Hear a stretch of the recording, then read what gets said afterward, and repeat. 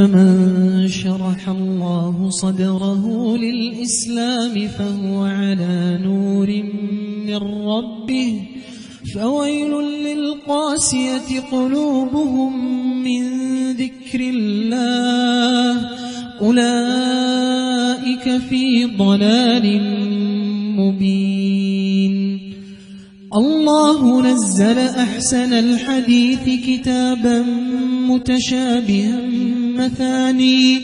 مثانية تقشعر منه جلود الذين يخشون ربهم ثم تلين جلودهم وقلوبهم إلى ذكر الله ذلك هدى الله يهدي به من يشاء